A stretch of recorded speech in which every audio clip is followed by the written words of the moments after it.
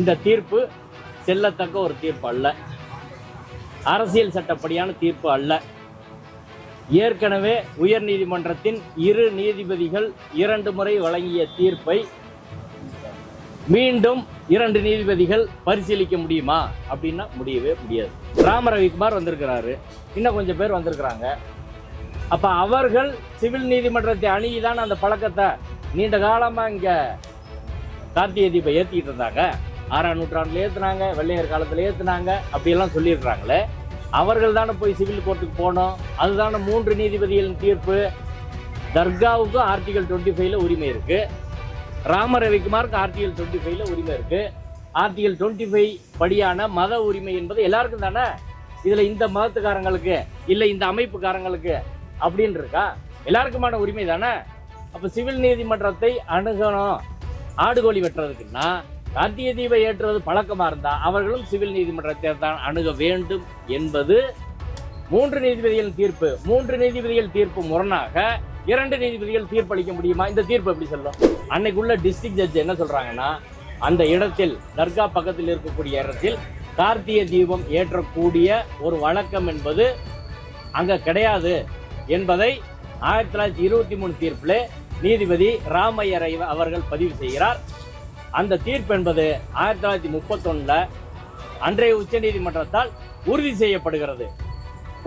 அன்றைக்கு உச்ச நீதிமன்றம் உறுதி செய்த ஒரு விஷயத்துல இன்னைக்கு 2 நீதிபதிகள் மாறுபட்டு எப்படி சொல்ல முடியும்? அவங்க என்ன சொல்றாங்கன்னா, unconnected to any Hindu ritual practice, Hindu மத வழிபாட்டு முறைக்கும் அந்த தூணுக்கும் எந்த சம்பந்தமும் இல்லை என்பது கோயில் தரப்பில் வைக்கக்கூடிய, நீதிமன்றத்தில் வைக்கக்கூடிய வாதம். அரசாங்கம் தரப்புல அல்லது கோயில் தரப்புல இது பழக்கம் இல்லைன்னு நிரூபிக்கல. அரசாங்க தரப்புல கோயில் தரப்புல இது தீபத்தூண் இல்லைன்னு நிரூபிக்கல இப்படின்னு சொல்லியிருக்காங்க. இப்படி ஒரு விசித்திரமான தீர்ப்பை நீதிமன்றம் எப்படி வழங்க முடியும்னு எனக்கு தெரியல. யார் கோர்ட்டுக்கு வராங்களோ அவங்க தான் நிரூபிக்கணும். இங்க ராமன் இங்க தான் பிறந்தாரு அப்படின்னு ஒன்று போடுறாங்க, போட்டு ராமன் இங்க பிறக்கலன்னு நீ நிரூபி அப்படின்னா இதை எப்படி போய் நிரூபிக்க முடியும்? அப்படிதான் இன்னைக்கு சொல்லியிருக்கிறாங்க. கோயிலோ அவங்க நிரூபிக்கல அப்படின்னு. சட்டப்படியான ஒரு உரிமையை, அரசியல் சட்ட உரிமையை செய்யக்கூடாது அப்படின்னு அவங்க சொல்ல முடியுமா? மிரட்டுறாங்களா? மோகன் பாபு சொன்னார் இந்துக்களுக்கு சாதகமாக தீர்க்கப்பட வேண்டும் அப்படின்னு. அதே போல் மிரட்டுறதா அவங்க வழக்கமாக இருக்குது. ஆனால் இந்த மிரட்டலுக்கெல்லாம் அரசு அஞ்சாது அப்படின்னு தான் கருவா. தமிழ் மக்களும் அஞ்ச மாட்டார்கள். நிச்சயமாக அதுக்கு மேல்முறையீடு போகப்படும். இந்த ஜட்ஜ்மெண்ட்டில் ஏகப்பட்ட ஃபேக்சுவல் எரர்ஸு, லீகல் எரர்ஸ் எல்லாம் இருக்குது. அதை சரி செய்வதற்கான சட்டப்பூர்வமான முயற்சிகள் மேற்கொள்ள வேண்டும் என்பது கட்டாயம். அரண்சை நண்பர்களுக்கு வணக்கம். அரண்சை ஊடகம் சுயேட்சையாக இயங்குவதற்காகவே உருவாக்கப்பட்டது. நாம் செய்கிற வேலை உண்மையிலேயே மக்களுக்காக செய்கிறோம் என்பதை நீங்கள் நம்பினால், வாய்ப்பு இருந்தால் இந்த ரேசர் பே கியூஆர் கோடுக்குள்ளே நீங்கள் அதை ஸ்கேன் பண்ணி எங்களுக்கு உங்களால் இயன்றதை விருப்பம் இருந்தால் ஆதரவு தெரிவிக்கலாம். ஏற்கனவே ஒரு நீதிபதி திரு ஜி.ஆர். சாமிநாதன் அவர்கள் சொன்ன இடத்தில் கார்த்திகை தீபம் ஏற்றலாம், கோயில் நிர்வாகமே அதை ஏற்றணும், ராம ரவிக்குமார் ஏற்ற முடியாது, கோயில் நிர்வாகம் ஏற்றலாம் அப்படின்னு சொல்லியிருக்கிறாங்க. இந்த தீர்ப்பு எதிர்காலத்துக்கு தான் இனி அப்ளிகபிள் ஆகும் அப்படின்றது சொல்லிட்டாங்க. ஒன்று. ரெண்டாவது, இந்த தீர்ப்பு முன் தீர்ப்பு தடை எதுவும் கிடையாது, ஆகம சாஸ்திரப்படி பிரச்சனை கிடையாது அப்படிலாம் சொல்லியிருக்கிறாங்க. என்னை பொறுத்தவரை இந்த தீர்ப்பு அரசியல் சட்டத்தின்படியானதல்ல. இந்த தீர்ப்பு பெர் இன்குரியம் என்று சொல்லக்கூடிய சட்டப்படியாக இல்லாத ஒரு தீர்ப்பை அமல்படுத்த முடியாது. அதனால் இது பெரு இன்குரியம் என்று சொல்லக்கூடிய ஒரு தீர்ப்பு. ஏன் பெரு இன்குரியன்னு சொல்கிறோம் அப்படின்னா, ஏற்கனவே 2 நீதிபதிகள் கொண்ட அமர்வு 2 முறை இதே பிரச்சனையை டீல் பண்ணி தீர்த்திருக்கிறாங்க. இதே இதன் தொடர்பாக நீதிபதி வேணுகோபால் அவர்கள் 2014 தீர்ப்பு சொல்லி அதை நீதிபதி சுந்தரேஷ் தலைமையிலான அமர்வும் உறுதி செய்திருக்கிறது. அப்படி இருக்கிற போது இந்த 2 நீதிபதிகளுக்கு அந்த தீர்ப்பின் மீது, அந்த தீர்ப்பில் சொல்லப்பட்ட சட்டநிலை என்பது சரியில்லை அப்படின்னு கருதுனாங்கன்னா தலைமை நீதிபதிக்கு ரெஃபர் பண்ணி 3 நீதிபதிகள் அமர்வுக்கு இதை பரிந்துரை பண்ணி அவங்க தான் விசாரிக்க முடியும். அப்படி இல்லைன்னா பண்ண முடியாது. இதுதான் ஜுடிஷியல் டிசிப்ளின் சொல்கிறது. இப்போ ஜுடிஷியல் டிசிப்ளின் என்ற ஒரு சட்ட நிலை இந்த வழக்கில் மீறப்பட்டு இருக்கிறது. ரெசிடிகேட்டா இல்லைன்னு சொல்கிறது தவறானது. ரெசிடிகேட்டா அப்படியே வரும். இதே பிளேஸை தர்கா பக்கத்தில் இருக்க இடத்துல ஏற்றணும் தூணில் என்று இந்து முன்னணி கேட்டிருக்கிறாங்க. அதை ரிஜெக்ட் பண்ணியிருக்காங்க. இப்போ ரெசிடிகேட்டா வரல, முன்தீர்ப்பு தடை வரல அப்படின்னு என்ன சொல்ல முடியும்? இது முன்தீர்ப்பு தடை வரலன்னா எது சொல்ல முடியும்? அடுத்து, நீங்கள் அரசாங்கம் தரப்பில் அல்லது கோயில் தரப்பில் இது பழக்கம் இல்லைன்னு நிரூபிக்கலை, அரசாங்க தரப்பில் கோயில் தரப்பில் இது தீபத்தூண் இல்லைன்னு நிரூபிக்கலை இப்படின்னு சொல்லியிருக்காங்க. இப்படி ஒரு விசித்திரமான தீர்ப்பை நீதிமன்றம் எப்படி வழங்க முடியும்னு எனக்கு தெரியல. யார் கோர்ட்டுக்கு வராங்களோ அவங்க தான் நிரூபிக்கணும். அதான சட்டம், அதான எவிடன்ஸ் ஆக்ட் செக்ஷன் 104. அதனால் செக்ஷன் 104 படி யார் வந்து கோர்ட்டை அப்ரோச் பண்ணுறாங்களோ அவங்க தான் நீதிமன்றத்தில் நிரூபிக்கணும், ப்ரூவ் பண்ணணும். அப்படி இல்லாத வரை வந்து எதிர்த்தரப்பினர் அதை இல்லைன்னு நிரூபிக்கிறது அப்படின்னு அவங்க ஒரு பெட்டிஷனை போட்டு இது இங்கே ராமன் இங்கே தான் பிறந்தாரு அப்படின்னு ஒன்று போடுறாங்க. போட்டு ராமன் இங்கே பிறக்கலைன்னு நீ நிரூபி அப்படின்னா இதை எப்படி போய் நிரூபிக்க முடியும்? அப்படி தான் இன்றைக்கி சொல்லியிருக்கிறாங்க. கோயிலும் இவங்க நிரூபிக்கலை அப்படின்னு. அதனால் அந்த அணுகுமுறையும் என்பது சரியான ஒரு அணுகுமுறை கிடையாது. எனவே இந்த தீர்ப்பு அடுத்து இன்னும் இல்லை அடுத்ததான் இம்ப்ளிமெண்ட் பண்ண போகிறாங்க. அரசாங்கம் தொடர்பாக சொன்ன கருத்துக்கள் வந்து தேவையற்றதுன்னு நான் பார்க்குறேன். ஏன்னா ஆர்டிகல் 25ல் அரசாங்கம் பப்ளிக் ஆர்டரை மெயின்டைன் பண்ணுறது, லா அண்ட் ஆர்டரை மெயின்டைன் பண்ணுறது ஸ்டேட்டோட கடமை. அங்கே இதுவரை பிரச்சனை வராமல் இருக்குன்னா அரசாங்கத்தோட நடவடிக்கைகள் தான் காரணம். ஆனால் இதில் வந்து ஆகம விதிகளை பின்பற்ற வேண்டிய அவசியம் இல்லை, அது எங்கே வேணாலும் தீர்வு இன்றைக்கி அவங்க சங்பரிவார குறிப்பாக ராமரவிக்குமார் சொல்கிறாரு. இன்னொன்று என்ன சொல்கிறாங்கன்னா, குறிப்பாக ராஜா பட்டர் வந்து அப்படி சொல்லவெல்லாம் கிடையாது, இவங்க அவனை எழுதி வாங்கிக்கிட்டு பேச வச்சுட்டாங்கன்னு மாதிரி சொல்கிறாரு. அது கோர்ட்டில் வந்து ராஜா பட்டர் சொல்லணும், இவங்க சொல்ல முடியாது. கோயில் சாணியர்களோட கருத்து என்ற நீதிமன்றத்தில் கோயில் தரப்பில் அதிகாரப்பூர்வமாக கவுண்டர் பண்ணி ஃபைல் பண்ணியிருக்கிறாங்க. அப்படி இருக்கிற போது இவங்க இங்கே உட்காந்துட்டு எப்படி சொல்ல முடியும்? கோயில் நிர்வாகத்தில் இருக்கும் ஈஓ ஃபைல் பண்ணியிருக்கிறாரு, இல்லைன்னு அவங்க இதுவரை மறுத்துருக்காங்களா? இந்த கேஸ் எவ்வளோ நாள் நடக்குது? உண்மையை அவங்க தான் சொல்லணும். அவங்க கிளியராக கோர்ட்டில் வந்து சொல்லிட்டாங்க, ஸ்தானிகரோட கோயில் ஸ்தானிகர்கள் கருத்து என்பது உச்சிப்பிள்ளையார் டெம்பிள் தான். இது எல்லாருக்கும் நம்மளுக்கு தெரிஞ்சதாங்க ஏற்றுறது, அது என்ன புதுசு? அதே போல் ஆகமம் என்ற விவகாரம் 2014 தீர்க்கப்பட்டுருச்சு. இங்கே ஏற்றுவது ஆகம விரோதம் என்ற வழக்கு தள்ளுபடி செய்யப்பட்டது. அதனால் அதில் ஒன்றும் சந்தேகம் கிடையாது. அதை தாண்டி முருகனுக்கு வழங்கப்பட்ட தீர்ப்புங்கிறாங்க. முருகனுக்கு எதிராக முழுக்க அரசு செயல்படுது, இது முழுக்க இந்துக்களுக்கு எதிரான செயல்பாடுன்னு சொல்லி பகிரங்கமான குற்றச்சாட்டை ராமரவிக்குமார் அவருடைய வழக்கில் வைக்கிறாங்களே, அதை முதல்ல முருகன் இந்துன்றதை அவங்க ப்ரூவ் பண்ணணும். அது முருகன் வந்து ஒரு தமிழ் கடவுள், இங்கே உள்ள மலையில் இருக்கக்கூடிய வேடர் சமுதாயத்தோட கடவுளாக இருந்து இன்றைக்கி எல்லா மக்களும் கும்பிடக்கூடிய ஒரு கடவுள். முருகனுக்கு ஆடு வெட்டி பலியிட்டதா திருமுறாற்றுப்படையில் வருது, நக்கீரர் சொல்லியிருக்காரு. இதை சங் பரிவார அமைப்பில் என்ன சொல்கிறாங்க? அந்த முருகனுக்கான வழிபாட்டு முறையை திரும்ப கொண்டு வருமா? சரி, முருகன் தமிழ் கடவுள் தானே, அங்கே எதுக்கு சமஸ்கிருதத்தில் அர்ச்சனை பண்ணுறாங்க? தமிழ் கடவுளுக்கு தமிழ் தானே பண்ணணும், சமஸ்கிருதத்தில் அங்கே பண்ணுறாங்க. கருவறையில் தமிழ் ஒழிக்குமா? அதுக்கு சங் பரிவார அமைப்புகள் பேசுவாங்களா? இப்போ எல்லாத்தையும் திருப்பி கொண்டு வரணும் அப்படின்னா, ரிவர்ஸுக்கு வரணும்னா முருகனுக்கு முதல்ல ஆடு கோழி வெட்டி பலியிடணும், தமிழ் அங்கே மந்திரங்கள் சொல்லணும், தமிழ் வழி கடவுளாக ஒரிஜினலாக அவர் எப்படி இருந்தாலும் அப்படி தான் இருக்கணும். இந்த வடிவமே முருகனுக்கு இந்த வடிவம் கிடையாது, ஒரிஜினலாக வேறு வடிவம். ஒரு மலையில் இருக்கக்கூடிய ஒரு கடவுள், அவருக்கு எப்படி என்ன வடிவம் இருக்கும்? இந்த தீர்ப்பு முருகனத்தை வெற்றின்னு சொல்கிறாங்க. அதாவது சங் பரிவார அமைப்புகள் முருகனை அவங்க சங்கிமயப்படுத்துறதுக்கான ஒரு முயற்சியை பண்ணுறாங்க. இது காலங்காலமாக பண்ணிகிட்டு இருக்காங்க. ஆனால் அதில் ஒன்றும் இதுவரை நடக்கலை. சரிங்களா? இப்போ கூட முருக பக்தர்கள் பழனிக்கு போகிற போது அவங்க இஸ்லாமிய மத பாட்டை போட்டு ஆடிக்கிட்டு போகிறாங்க. இப்படி தான் இருக்குது. சபரிமலையில் வாவர மசூதி இருக்குது. சரிங்களா? அதுபோல் இங்கே வர்ற மக்கள், கோயிலுக்குள் நுழைவிடாமல் தடுக்கப்பட்ட மக்கள் தான் முதல்ல தர்காவுக்கு வந்தாங்க. இப்போ மக்கள் தர்காவுக்கும் போகிறாங்க, எங்கேயும் போகிறாங்க, நாங்களே பார்த்தோம். இப்போ அப்படி இருக்கிற போது தமிழ் சமூகம் ஒரு பண்பட்ட ஒரு சமூகம், ஒரு நாகரிகமான சமூகம், அது எல்லா மதங்களையும் எல்லாவற்றையும் ஏற்றுக்கொள்ளக்கூடிய ஒரு சமூகம், திருக்குறள் திருவள்ளுவர் வழியில் வந்த ஒரு சமூகம். இல்லை சங் பரிவார அமைப்புகள் இது இல்லை, இன்னும் 100 தீர்ப்பு வந்தாலும் சரி, தமிழ் சமூகத்தின் இந்த சூழலை இஸ்லாமியர்களும் தமிழர்கள் தான். அவங்க எங்கேருந்து அரேபியாலேருந்து அப்படி தூக்கிட்டு வந்து போட்டாங்களா? இங்கே எல்லோரும் ஒன்றாக இருப்பதை யாராலும் தடுக்க முடியாது. அது எத்தனை தீர்ப்பு வந்தாலும் அதை தாண்டி தமிழ்நாடும் தமிழ்நாட்டு மக்களும் அதை தாண்டி போவாங்க. தீர்ப்பை இவங்க வந்து திரும்ப தாமதப்படுத்துகிறாங்க. மேல்முறையீடு போகிறதே இவங்க அரசியலாக்குறாங்க. உச்சநீதிமன்றத்தை காலதாமதப்படுத்துக்காது தொடர்ந்து இவங்க நீதிமன்றத்தை அவமதிக்கிறாங்கன்ற மாதிரி குற்றச்சாட்டு. அது அப்பீல் போகிறது சட்டப்படியான்றபடி அதை யாராலும் சொல்ல முடியுமா? சட்டத்தில் அந்த உரிமை இருக்குதா இல்லையா? இருக்குது. அதே போல் அப்பீல் இப்போ தீர்ப்பு வந்திருக்கு, இதுக்கு மேலே அப்பீல் போகிறதுக்கு உரிமை இருக்கா இல்லையா? சுப்ரீம் கோர்ட்டு போகிறதுக்கு உரிமை இருக்கா இல்லையா? இப்போ சட்டப்படியான ஒரு உரிமையை, அரசியல் சட்ட உரிமையை செய்யக்கூடாது அப்படின்னு அவங்க சொல்ல முடியுமா? மிரட்டுறாங்களா? மோகன் பாபு சொன்னார் இந்துக்களுக்கு சாதகமாக தீர்க்கப்பட வேண்டும் அப்படின்னு. அதே போல் மிரட்டுறதா அவங்க வழக்கமாக இருக்குது. ஆனால் இந்த மிரட்டலுக்கெல்லாம் அரசு அஞ்சாது அப்படின்னு தான் கருதுறோம். தமிழ் மக்களும் அஞ்ச மாட்டார்கள். நிச்சயமாக அதுக்கு மேல்முறையீடு வந்து போகப்படும். இந்த ஜட்ஜ்மெண்ட்டில் ஏகப்பட்ட ஃபேக்சுவல் எரர்ஸு, லீகல் எரர்ஸ் எல்லாம் இருக்குது. அதை சரி செய்வதற்கான சட்டப்பூர்வமான முயற்சிகள் மேற்கொள்ள வேண்டும் என்பது கட்டாயம். அது செய்யணும். ரைட், நன்றி. இன்று திருப்பரங்குன்றம் கார்த்திகை தீப வழக்கில் 2 நீதிபதிகள் அமர்வு தீர்ப்பளித்திருக்கிறது. சங் பரிவார அமைப்பைச் சேர்ந்தவர்கள் இன்று மாலையே தீபம் ஏற்ற உத்தரவிடுவார்கள் என்று எதிர்பார்த்தார்கள். ஆனால் நீதிமன்றம் இப்பிரச்சனை அவ்வாறு அணுக இயலாத ஒரு பிரச்சனை, சென்சிட்டிவாக இதை டீல் பண்ண முடியாது. எனவே எதிர்வரும் காலத்துக்கு தான் இந்த தீர்ப்பு பொருந்தும் என்று தெளிவாக தெரிவித்திருக்கிறார்கள். இரண்டாவதாக, இன்னும் ஓராண்டு கார்த்திகை தீபத்துக்கு இருக்கிறது. ஆனால் உடனே கார்த்திகை தீபம் ஏற்றுவது என்ற பிரச்சனை இப்போது இல்லை. முதல் விஷயம். இரண்டாவது, தீர்ப்பின் முழுமையான நகல் இப்போது வரை வரவில்லை. முதற்கட்டமாக நீதிமன்றத்தில் சொல்லப்பட்ட விஷயங்களிலிருந்து எனது முதற்கட்ட கருத்தை மட்டும் நான் பகிர்கிறேன். நீதிமன்ற தீர்ப்பு முழுமையாக வந்த பிறகு அந்த தீர்ப்பு குறித்தான முழு கருத்தையும் நான் ஊடகங்களிடம் பகிர்வோம்.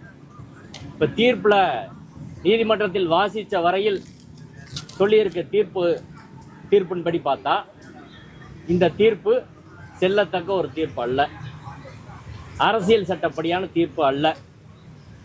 ஏற்கனவே உயர் நீதிமன்றத்தின் 2 நீதிபதிகள் 2 முறை வழங்கிய தீர்ப்பை மீண்டும் 2 நீதிபதிகள் பரிசீலிக்க முடியுமா அப்படின்னா முடியவே முடியாது. எனவே ரெச்சுடிகேட்டா வராது என்று இந்த தீர்ப்பிலே இன்றைய தினம் நீதிமன்றத்திலே சொல்லப்பட்டது. ஆனால் 100% இந்த பிரச்சனையிலே முன் தீர்ப்பு தடை என்பது பொருந்தும். ஒன்று.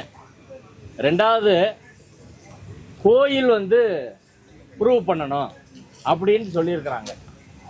இது எங்களுக்கு விசித்திரமாக தெரியுது.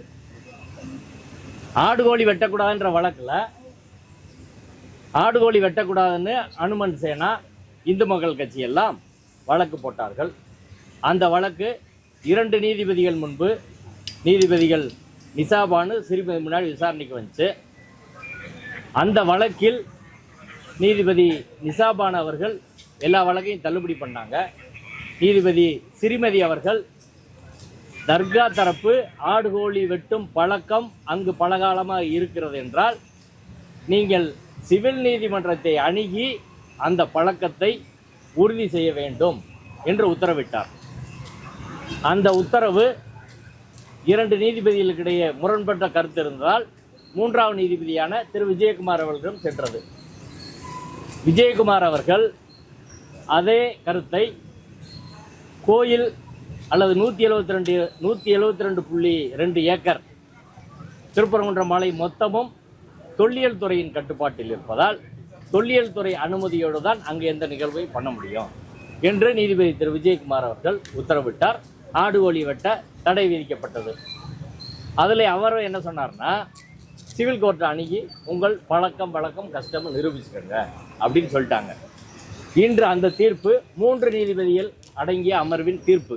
3ல் 2 பேர் மெஜாரிட்டி ஒரு வழக்கம் கஷ்டமை நீங்கள் சிவில் கோர்ட்டை அணுகி தீர்த்துக்கிறணும் அப்படின்னு சொன்னபோது அந்த 3 நீதிபதிகள் திருப்பரங்குன்றம் மலை தொடர்பான சொன்ன தீர்ப்பு இந்த 2 நீதிபதிகளை கட்டுப்படுத்தும். 2 நீதிபதிகள் அதுக்கு கட்டுப்பட்டவர்கள்.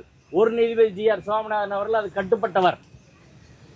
இப்போ தர்கா வழக்கத்தை சிவில் கோர்ட்டில் நிரூபிக்கணும்னா அந்த 3 நீதிபதிகள் தீர்ப்பின்படி தர்கா பக்கத்தில் இருக்கக்கூடிய தீபத்தூண் அல்லது சர்வே தூண் அல்லது வெறும் கிரானைட் தூண் என்று சொல்லக்கூடிய அந்த தூணில் கார்த்திகை தீபம் ஏற்றும் வழக்கம் இருந்தது என்பதை எங்கே போய் நிரூபிக்கணும்? யார் நிரூபிக்கணும்? எவிடன்ஸ் ஆக்ட் என்ன? செக்ஷன் 101 பழைய எவிடன்ஸ் ஆக்ட், புது ஆக்ட் செக்ஷன் 104ல் யார் நீதிமன்றத்துக்கு வருகிறார்களோ அவர்தான் அவர்களுடைய பழக்கத்தை நிரூபிக்க வேண்டும். இப்போ நீதிமன்றத்துக்கு வந்திருக்கிறது யாரு? ராமரவிக்குமார் வந்திருக்கிறாரு, இன்னும் கொஞ்சம் பேர் வந்திருக்கிறாங்க. அப்போ அவர்கள் சிவில் நீதிமன்றத்தை அணுகிதான் அந்த பழக்கத்தை நீண்ட காலமாக இங்கே கார்த்திகை தீபம் ஏற்றிக்கிட்டு இருந்தாங்க. 6ஆம் நூற்றாண்டில் ஏற்றுனாங்க, வெள்ளையர் காலத்தில் ஏற்றுனாங்க, அப்படியெல்லாம் சொல்லியிருக்கிறாங்களே. அவர்கள் தானே போய் சிவில் கோர்ட்டுக்கு போனோம். அதுதானே 3 நீதிபதிகளின் தீர்ப்பு. தர்காவுக்கும் ஆர்டிகல் 25ல் உரிமை இருக்குது, ராமரவிக்குமாருக்கு ஆர்டிகல் 25ல் உரிமை இருக்குது. ஆர்டிகல் 25 படியான மத உரிமை என்பது எல்லாருக்கும் தானே. இதில் இந்த மதத்துக்காரங்களுக்கு இல்லை இந்த அமைப்புக்காரங்களுக்கு அப்படின்னு இருக்கா? எல்லாருக்குமான உரிமை தானே. அப்போ சிவில் நீதிமன்றத்தை அணுகணும். ஆடுகோழி வெட்டுறதுக்குன்னா கார்த்திகை தீபம் ஏற்றுவது பழக்கமாக இருந்தால் அவர்களும் சிவில் நீதிமன்றத்தை தான் அணுக வேண்டும் என்பது 3 நீதிபதிகள் தீர்ப்பு. 3 நீதிபதிகள் தீர்ப்பு முரணாக 2 நீதிபதிகள் தீர்ப்பளிக்க முடியுமா? இந்த தீர்ப்பு எப்படி சொல்லும்? எந்த தீர்ப்பை சொல்றது? 2வது விஷயம், ஏற்கனவே இந்த கார்த்திகை தீப பிரச்சனையில் 5 தீர்ப்பு இருக்குங்க. இந்த 5 தீர்ப்புல 2 டிவிஷன் பெஞ்ச் தீர்ப்பு. டிவிஷன் பெஞ்ச் தீர்ப்பு மட்டும் கிடையாது, இது 1923 மதுரை 3வது சார்பு நீதிமன்ற நீதிபதி ராமையர் அவர்களால் இந்த கஷ்டமா இல்லையா என்ற பிரச்சனையும் தீர்க்கப்பட்டிருக்கு. அதுக்கப்புறம் அன்னைக்கு உயர் நீதிமன்றத்துக்கு போயிருக்கிறாங்க. அதுக்கப்புறம் உச்ச நீதிமன்றம் அன்றைய பிரிவு கவுன்சில்ல இறுதியாக இந்த வழக்கு தீர்க்கப்பட்டது. அந்த உச்ச நீதிமன்றம் என்ன சொல்லியிருக்கிறாங்கன்னா, அன்றைய உச்ச நீதிமன்றம் அந்த தீர்ப்பு இன்னைக்கு வரை லீகலி வேலிட், அதை அவங்களும் மறுக்கலை. ராமரவி தரப்போ யாரும் மறுக்கலை. என்ன சொல்றாங்கன்னா, 1862 1912 2 முறை மலை உச்சியில் தர்கா அருகே இருக்கக்கூடிய இடத்தில் கார்த்திகை தீபம் ஏற்றக்கூடிய முயற்சி மேற்கொள்ளப்பட்டது. அந்த முயற்சி அன்றைய அரசால் முறியடிக்கப்பட்டது. அன்னைக்கு டிஸ்ட்ரிக்ட் ஜட்ஜு, அன்னைக்கு டிஸ்ட்ரிக்ட் கலெக்டர் தான் டிஸ்ட்ரிக்ட் ஜட்ஜு. அன்னைக்குள்ள டிஸ்ட்ரிக்ட் ஜட்ஜு என்ன சொல்றாங்கன்னா, அந்த இடத்தில் கார்த்திகை தீபம் ஏற்றக்கூடிய தர்கா பக்கத்தில் இருக்கக்கூடிய இடத்தில் கார்த்திகை தீபம் ஏற்றக்கூடிய ஒரு வழக்கம் என்பது அங்க கிடையாது என்பதை, தர்கா அருகில் இருக்கக்கூடிய இடத்துல கார்த்திகை தீபம் ஏற்றும் வழக்கம் அங்கு இல்லை என்பதை 1923 தீர்ப்பில் நீதிபதி ராமையர் அவர்கள் பதிவு செய்கிறார். அந்த தீர்ப்பு என்பது 1931 அன்றைய உச்ச நீதிமன்றத்தால் உறுதி செய்யப்படுகிறது. அன்றைக்கு உச்ச நீதிமன்றம் உறுதி செய்த ஒரு விஷயத்துல இன்னைக்கு 2 நீதிபதிகள் மாறுபட்டு எப்படி சொல்ல முடியும்? நான் அதே வரிகளை நான் படிக்கிறேன்.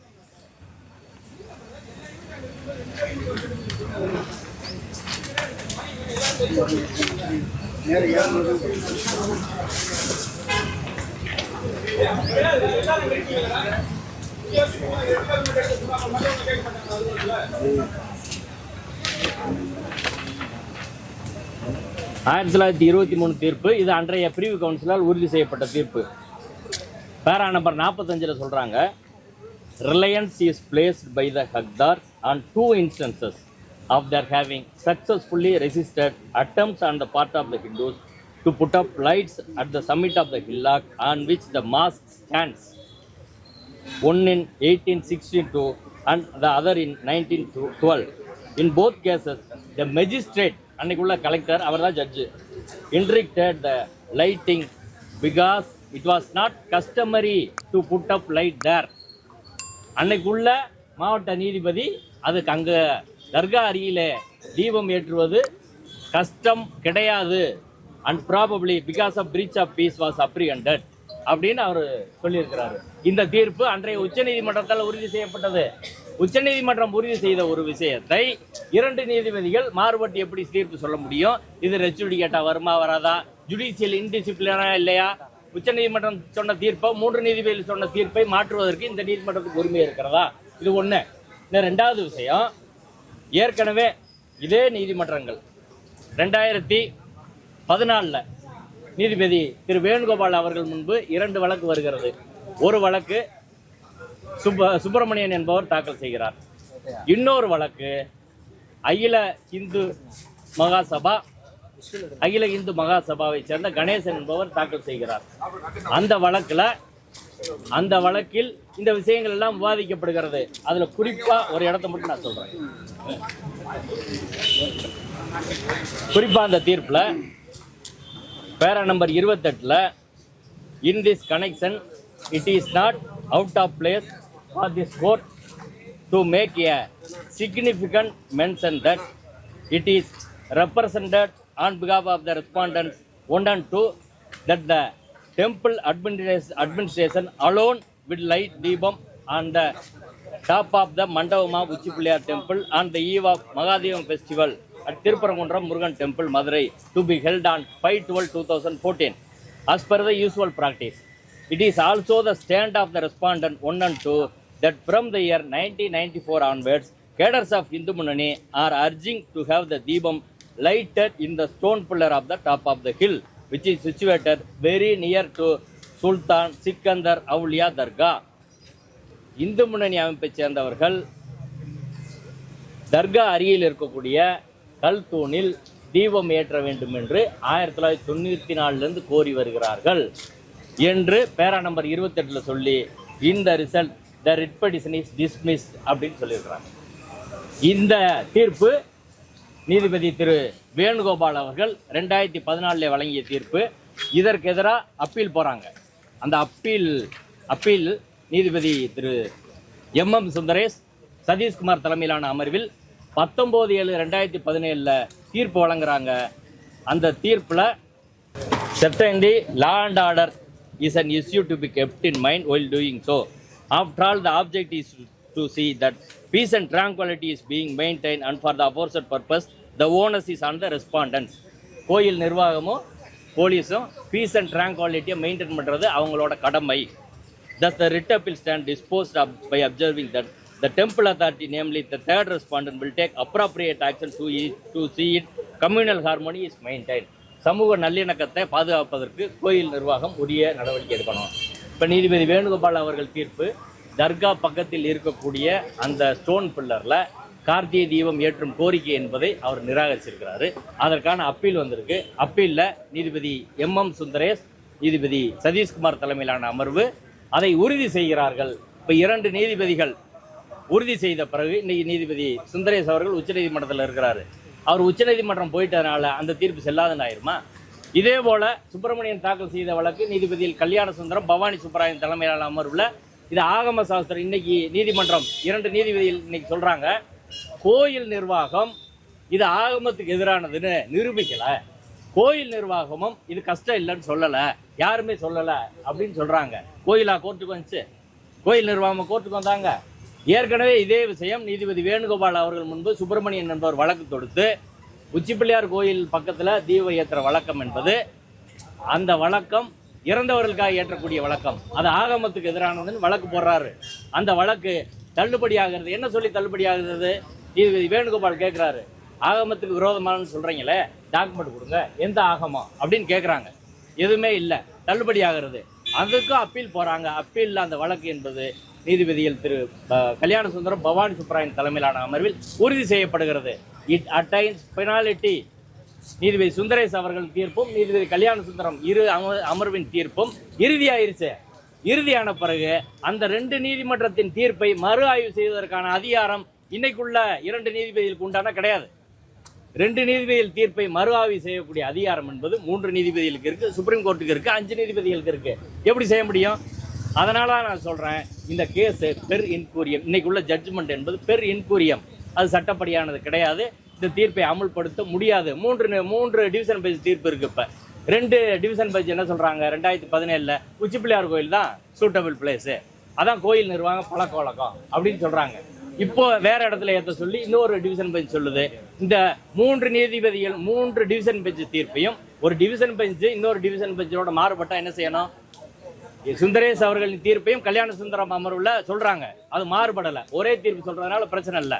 இப்ப அந்த 2 டிவிஷன் பெஞ்ச் தீர்ப்பை இந்த 3வது இன்னைக்கு விசாரிக்கக்கூடிய நீதிமன்றம் அதுல இருந்து மாறுபட்டால் என்ன பண்ணணும்னா அதை தலைமை நீதிபதிக்கு ரெஃபர் பண்ணி லார்ஜர் பெஞ்சுக்கு இதை ரெஃபர் பண்ணணும். அதான் ப்ராப்பர் லீகல் கோர்ஸ், சட்டப்படியான ஒரு அணுகுமுறை என்பது. அதான் ஒரு நீதிபதி இன்னொரு நீதிபதியின் தீர்ப்பில் சிங்கிள் ஜட்ஜோட ஆர்டரில் வேறுபட்டா அதை டிவிஷன் பெஞ்சுக்கு ரெஃபர் பண்ண தலைமை நீதிபதிக்கு அனுப்பணும்.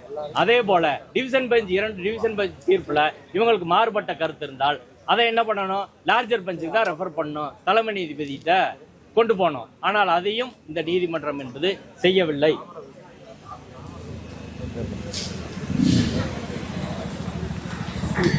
அடுத்து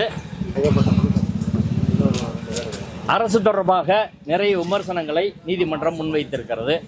அரசாங்கம் தான் இந்த பிரச்சனையை பெருசாக்கிட்டாங்க, ஸ்பான்சர் பை ஸ்டேட் அப்படிலாம் சொல்லியிருக்கிறாங்க. என்னை பொறுத்தவரை அரசாங்கம் அப்படி எதுவுமே செய்யலை.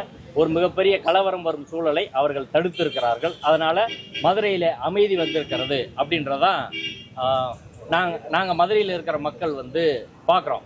அடுத்து 1996 தீர்ப்பு தொடர்பாக நீதிமன்றம் இன்னைக்கு அதை கிளாரிஃபை பண்ணுறோம் அப்படின்னு சொல்லியிருக்கிறாங்க. அதில் முக்கியமான விஷயம் என்னென்னா, இந்த இடம், இந்த தூண் இருக்கக்கூடிய இடம் இன்னைக்கு பிரச்சனைக்குரிய தூண் இருக்கக்கூடிய இடம் கோயிலுக்கு சொந்தம்னு சொல்லியிருக்கிறாங்க. இது எப்படி நீதிமன்றம் சொல்லுச்சு? ஆர்டிகல் 226ல அல்லது அதிலான அப்பீல்ல டிஸ்பியூட்டட் கொஸ்டின் ஆஃப் ஃபேக்டை டிசைட் பண்ண முடியுமான்னு சொல்லுங்க. அந்த இடம் யாருக்கு சொந்தம்? கோயில் அவங்களுக்கு சொந்தம்ன்றாங்க, தர்கா அவங்களுக்கு சொந்தம்ன்றாங்க, வக்ஃப் போர்டு அவங்களுக்கு சொந்தம்ன்றாங்க. 2021 நீதிபதி திரு இளங்கோவன் தலைமையிலான அமர்வு ஒரு இளங்கோவன் அமர்வில் இதே போல 2021 ஒரு வழக்கு வந்து அந்த வழக்கில் கோயில் நிர்வாகம் என்ன சொல்றாங்கன்னா ஹோல் டாப் ஆஃப் த ஹில்லாக்குன்னு சொல்லி 1923 தீர்ப்பு இருக்கு. அப்படி இருக்கிற போது மலையை அளக்காமல் இந்த பிரச்சனையை தீர்க்க முடியாது. மலையை அளக்கணுன்ற கோரிக்கையை வச்சது யாரு? கோயில் நிர்வாகம். அதை தர்கா தரப்பு ஏற்றுக்கிட்டுச்சு. அப்ப இதுவரை மலையை அளக்கவில்லை. அந்த இடம், அந்த தூண் யார் இடத்துல இருக்குது அப்படின்றது டிஸ்பியூட்டட் கொஸ்டின் ஆஃப் ஃபேக்ட். இது ஆர்டிகல் 226ல டிசைட் பண்ணவே முடியாது, ரிட் அப்பீல்ல டிசைட் பண்ண முடியாது. ஒன்று. ரெண்டாவது, அந்த தூண் தீபத்தூணா, சமணர் தூணா, சர்வே தூணா, கிரானைட் தூணா அப்படின்றதும் டிஸ்பியூட்டட் கொஸ்டின் ஆஃப் ஃபேக்ட். அதுக்கு எவிடன்ஸ் வேணும், எக்ஸ்பர்ட் எவிடன்ஸ் வேணும். அது சிவில் கோர்ட்ல தீர்மானிக்க முடியும். மூன்றாவது, அங்க காலங்காலமா தீபம் ஏற்றப்பட்டதா இல்லையான்றது கஷ்டம். அது ரெண்டு தரப்பு மறுக்கிறாங்க. கோயில் மறுக்கிறாங்க. கோயில் தரப்புல இருந்து என்ன தெளிவா அவங்க சொல்லி முன் வச்சு மறுக்கிறாங்கன்னா, இது கோயில் தரப்புல அவங்க போட்ட return சப்மிஷனு there is no evidence either in the present case or in any earlier case regarding how and when this tomb came into existence, whether it is truly a தீபத்தூண் intended for lighting lamps, அது தீபத்தூணா, எப்போ வந்துச்சு, எப்படி வந்துச்சு, இதெல்லாம் அதுக்கான evidence எதுவுமே இல்லை. இது தீபத்தூணா இல்லையா, அதில் விளக்கேற்றுவதற்கு இன்டெண்டிங் ஃபார் லைட்டிங்கா இல்லையா, whether it is nearly survey or measurement structure, survey ஸ்டோனா இல்லையா, எதுவுமே ஆதாரங்கள் எதுவுமே இல்லை. பட் அவங்க என்ன சொல்கிறாங்கன்னா, unconnected to any Hindu ritual practice, இந்து மத வழிபாட்டு முறைக்கும் அந்த தூணுக்கும் எந்த சம்பந்தமும் இல்லை என்பது கோயில் தரப்பில் வைக்கக்கூடிய, நீதிமன்றத்தில் வைக்கக்கூடிய வாதம். இந்த வாதத்தை கெட் ஓவர் பண்ணி எழுதணும்னா எவிடன்ஸ் வேணும். அதுக்கு சிவில் கோர்ட் தான் போகணும். ஆனால் அப்படி சிவில் கோர்ட் போகாமல் இங்கே இது டிஸ்பியூட்டட் கொஸ்டின் ஆஃப் ஃபேக்டை உயர்நீதிமன்றத்தில் எப்படி முடிவு செய்ய முடியும்? அதனால தான் நான் சொல்கிறேன், இந்த judgement per incuriam not on constitutional lines, அரசியல் சட்ட அடிப்படையில் ஏற்கனவே உள்ள ஜுடிஷியல் பிரசிடென்ட் அடிப்படையில் இந்த தீர்ப்பு இல்லை அப்படின்றதா இந்த தீர்ப்பு குறித்து கருத்து. அடுத்து 1996 தீர்ப்பு சொல்கிறாங்க. 1996 தீர்ப்பு மிக தெளிவாக இருக்கிறது. இதை ஏற்கனவே நீதிபதி வேணுகோபால் தீர்ப்பில் டிஸ்கஸ் பண்ணியிருக்கிறாங்க. டிஸ்கஸ் பண்ணி அதன் பேரில் அப்பீலையும் முடிவு பண்ணியிருக்கிறாங்க. அவங்க ஏற்கனவே இப்போ சொன்ன தீர்ப்புக்கு நேர் எதிராக முடிவு பண்ணியிருக்கிறாங்க. என்னன்னா, அது ஒரே இடம் தான். உச்சி தீபத்தூண் என்பது ஒரே இடம் தான். கார்த்திகை தீபம் என்பது ஏற்றப்பட்டது தீபத்தூணில். கார்த்திகை தீபம் ஏற்றப்பட்டது இந்த ஆண்டு தீபத்தூணில். அதில் ஒன்றும் எந்த சந்தேகம் கிடையாது. ஆனால் ஒரு மலையில் 2 இடத்துல எப்படி ஏற்ற முடியும்? இது கோயிலோட பழக்கம் இல்லைன்றதா அவங்க கேள்வி. 1996 தீர்ப்பு 15 மீட்டர் டிஸ்டன்ஸ் சொல்கிறாங்க. 15 மீட்டர் எங்கேருந்து சொல்கிறாங்க? இதை இன்னைக்கு கிளாரிஃபை பண்ணியிருக்கதா சொல்கிறாங்க. முழு தீர்ப்பு வந்தோடனே நான் சொல்கிறேன். 15 மீட்ரு அந்த 1996 தீர்ப்பும்படி தர்காவுக்கு சொந்தமான இடத்துல இருந்து, தர்கா காம்பவுண்ட்லேருந்து கிடையாது, தர்காவுக்கு அலாட் பண்ண ப்ராப்பர்ட்டியிலேருந்து. தர்காவுக்கு அலாட் பண்ண ப்ராப்பர்ட்டி என்ன? 1923 தீர்ப்பில் தர்கா, நெல்லித்தோப்பு, அதில் என்னென்ன இருக்கோ எல்லாம், நெல்லித்தோப்புலேருந்து மேலே கூடிய படிக்கட்டு, கீழேருந்து படியிலிருந்து நெல்லித்தோப்பு வரை போகக்கூடிய உரிமை, அதே போல் தர்கா அமைந்திருக்கக்கூடிய whole top of the hillock, மொத்த மலையும் தர்கா இருக்கக்கூடிய மொத்த மலையும் தர்கா நிர்வாகத்துக்கு சொந்தம்னு சொல்லியிருக்கிறாங்க. அப்படி இருக்கிற போது இதை எங்கேருந்து 15 மீட்டர் தொடங்குதுன்றதை நீதிமன்றம் எப்படி முடிவு பண்ண முடியும்? அதுக்கு எவிடன்ஸ் தான் விடணும். அதனால் அடிப்படையில் இன்று சொல்லப்பட்டிருக்க தீர்ப்பு என்பது அரசியல் சட்டப்படியானது கிடையாது, அமுல்படுத்த முடியாத ஒரு தீர்ப்பு, பெர் இன்குரியம் என்று சொல்வார்கள் சட்டமொழியில். அடுத்து இன்னொரு டைரக்ஷன் கொடுத்துருக்குறாங்க, ஏஎஸ்ஐயோட கலந்து பேசி தான் எல்லா விஷயமும் பண்ணணும் அப்படின்னு சொல்லியிருக்கிறாங்க. அது ஏஎஸ்ஐயோட கலந்து பேசி பண்ணணும்னா அது கோயிலுக்கு தானே பொருந்தும். தர்காவுக்கு ஆட்களை கொஞ்சம் பேர் தான் அனுமதிக்கணும் அப்படின்னா கோயிலுக்குள்ளே அப்படி தானே பண்ண முடியும். மொத்த 172.2 ஏக்கரும் இந்திய தொல்லியல் துறைக்கு சொந்தம் என்றால் 172 ஏக்கரில் உள்ள எந்த நடவடிக்கை நடந்தாலும் அவங்களை கேட்டு தான் செய்யணும். அப்படி பார்த்தா கோயிலுக்குள்ளே சமைக்கக்கூடாது, மடப்பள்ளி வைக்கக்கூடாது, அதை அங்கே விநியோகம் பண்ணக்கூடாது, அங்கே சாப்பிடக்கூடாது. தர்காவுக்கு சொன்ன எல்லாமே கோயிலுக்கு பொருந்தும். அதை ஏற்றுக்கிறாங்களா நீதிமன்றம்? எல்லாருக்கும் ஒன்று தானே. அந்த ஏஎஸ்ஏ கேட்டு அப்படி பண்ணணுன்றது வந்து ரிலீஜியஸ் ரைட்டை கர்டைல் பண்ணுறது அப்படின்றதான் பார்க்குறோம். எனவே சங் பரிவார அமைப்பை சேர்ந்தவர்கள் இந்த வழக்கை தொடுத்து ஒரு அரசியல் நோக்கத்துக்காக செய்கிறாங்க. அந்த அரசியல் நோக்கத்துக்கு நீதிமன்றம் பழியாக இருக்கிறதா இல்லையா என்பதை முழு தீர்ப்பு பார்த்த பிறகு டீட்டெயிலாக அதை பற்றி பேசுவோம். ஆனால் தமிழ் சமூகம் இதையெல்லாம் கடந்து போகும். 2600 வருஷத்துக்கு முன்னாடி கீழடி மறைக்கப்பட்டது. 2600 வருஷத்துக்கு முன்னாடி நம்ம அதை வெளியே கொண்டு வந்திருக்கிறோம். ஒரு மிகப்பெரிய பண்பாட்டு அடையாளத்தை. இதுபோல் சோழர் காலத்திலேருந்து பல்வேறு ஒரு மத வழிபாட்டு தலங்களில் சமணர் இடத்த சைவர்கள் ஆக்கிரமிக்கிறது, சைவர் இடத்த அடுத்து வர்றவங்க ஆக்கிரமிக்கிறது, இப்படி பல்வேறு சம்பவங்கள் வரலாற்றில் நடந்து மாறிக்கிட்டே போயிருக்கு. தமிழ் சமூகம், அறிவார்ந்த தமிழ் சமூகம், திருவள்ளுவரை முன்மாதிரியாக கொண்ட சமூகம் இதையெல்லாம் தாண்டி போகும். எத்தனை தீர்ப்புகள் வந்தாலும், என்ன பிரச்சனை வந்தாலும், திருப்பரங்குன்றத்திலேயோ மதுரையிலோ தமிழ்நாட்டு மக்கள் மத்தியிலோ இஸ்லாமியர்களுக்கும் தமிழர்களுக்குமான உறவை யாராலும் பிரிக்கவோ அசைக்கவோ முடியாது. அது அப்படியே தான் இருக்கும். இஸ்லாமியர்களுக்கு ஒரு நெருக்கடி என்பது சங் பரிவார அமைப்புகள் வந்தால் தமிழர்கள் ஒன்றுபட்டு நின்று அரணாக நின்று அதற்கான காப்பார்கள். இந்த தீர்ப்பில் இன்னும் 100 தீர்ப்பையும் இதை தாண்டி செல்வார்கள். அரசாங்கம் தொடர்பாக நிறைய விமர்சனங்களை நீதிமன்றம் வைத்திருக்கிறது. எனவே இந்த தீர்ப்புக்கு தலைமை நீதிபதி அவர்களிடம் ஒரு மனு அளித்து லார்ஜர் பெஞ்சுக்கு ரெஃபர் பண்ண சொல்லி அதற்கு பிறகு தான் இந்த தீர்ப்பை முடிவு பண்ண முடியும் என்று தமிழக அரசு கோர வேண்டும், அல்லது உச்சநீதிமன்றத்துக்கு எடுத்து செல்ல வேண்டும். முழு தீர்ப்பு வந்த பிறகு நான் இது தொடர்பாக இன்னும் விரிவாக பேசுகிறேன். நன்றி சார். இப்போ இதுக்கே அப்பீல் உச்சநீதிமன்றம் போகணுன்றீங்கல்ல, அவங்க நினைக்கிறோன்னா ஏற்கனவே போன கண்டெம்ப்டையே விசாரணை கொண்டு வர நம்பரே ஆகாமல் வச்சுட்ருக்காங்க. இது முழுக்க அரசியலுக்காக அவங்க பண்ணுறாங்கன்ற மாதிரி ஒரு வார்த்தை சொல்கிறாங்கல்ல, அப்போ இது எப்படி? அதாவது கண்டெம்ப்டை கொண்டு வர வேண்டிய அவசியம் கிடையாது. ஏன்னா ஒன்ஸ் அப்பீல் ஃபைல் பண்ணிட்டதுனால அப்பீல் இங்கே நிலுவையில் இருக்கிற போது ஒரு நீதித்துறை மரபண்ண அப்பீல் ஃபைல் பண்ணிட்டா கண்டெம்ப்ட் எடுக்க மாட்டாங்க, அது கண்டெம்ப்ட் தள்ளி போட்டுருவாங்க. இதுதான் உயர்நீதிமன்றத்தில் காலகாலமாக இருக்கக்கூடிய மரபு. அப்பீல் ஃபைல் பண்ணி அப்பீல் விசாரணை நடக்கிற போது கண்டெம்ப்டை கொண்டு வந்து என்ன பயன் என்ற அடிப்படையில் தான் தமிழ்நாடு அரசு அதை நம்பர் பண்ணலை. இப்போ தீர்ப்பு வந்திருக்கு, இதுக்கு அப்பீல் போகிறதா இருக்கிறாங்க. அதனால் அது ஒரு பிரச்சனை கிடையாது.